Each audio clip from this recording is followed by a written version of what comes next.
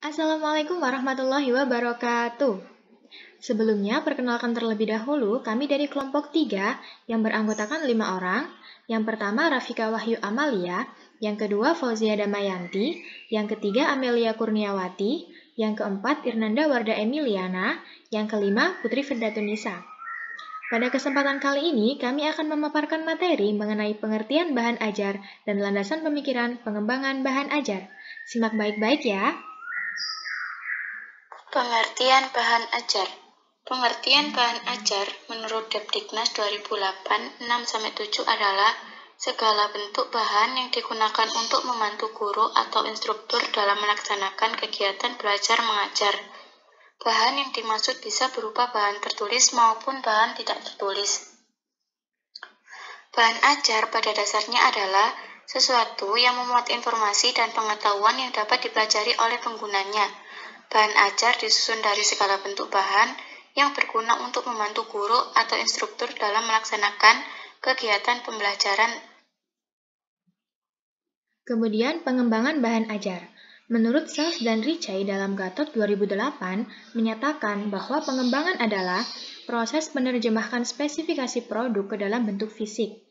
Beliau juga menyatakan bahwa pengembangan dapat dimaknai sebagai tindakan menyediakan sesuatu dari yang tidak tersedia menjadi tersedia, atau melakukan perbaikan-perbaikan dari sesuatu yang tersedia menjadi lebih sesuai, lebih tepat guna, dan lebih berdaya guna.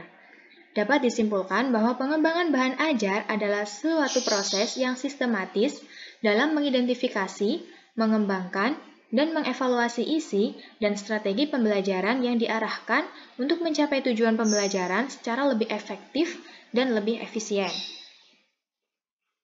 Yang selanjutnya adalah komponen bahan ajar. Di dalam bahan ajar, sebaiknya ada hal-hal berikut ini. Yang pertama adalah capaian pembelajaran. Ketika kita membuat suatu bahan ajar, sebaiknya kita tahu terlebih dahulu bahan ajar tersebut capaiannya apa, capaian yang ingin diraih apa, atau batas kemampuan yang harus terpenuhi. Kemudian yang kedua adalah kompetisi. Kompetisi ini berisi tentang penjelasan terkait kompetensi yang harus diraih setelah menyelesaikan suatu pokok bahasan.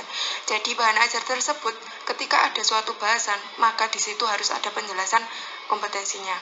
Kemudian yang ketiga adalah keterampilan berpikir yang dituntut. Yang dimaksudkan di sini adalah kemampuan kognitif atau akal untuk melaksanakan aktivitas belajar. Dan yang terakhir adalah uraian materi. Uraian materi ini adalah segala bentuk informasi yang digunakan untuk mencapai kompetensi yang ditentukan. Kemudian peranan bahan ajar. Di sini ada 6 peranan yang dibahas. Yang pertama yaitu mencerminkan suatu sudut pandang yang tajam dan inovatif mengenai pengajaran. Jadi bahan ajar itu dapat disebut sebagai sudut pandang yang inovatif. Yang kedua, menyajikan suatu sumber pokok masalah yang kaya, mudah dibaca, dan bervariasi sesuai dengan minat dan kebutuhan para peserta didik.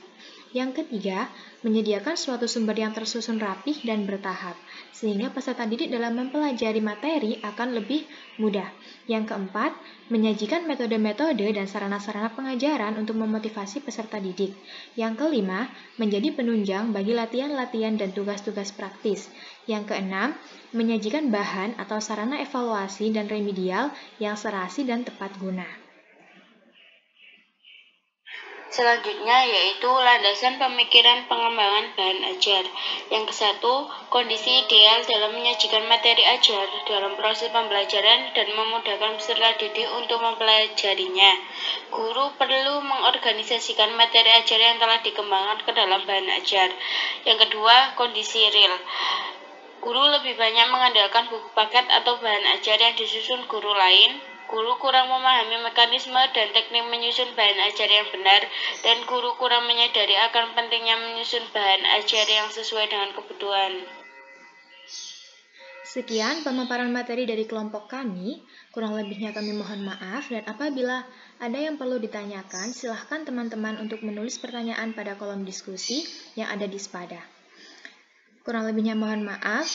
Sampai jumpa. Wassalamualaikum warahmatullahi wabarakatuh.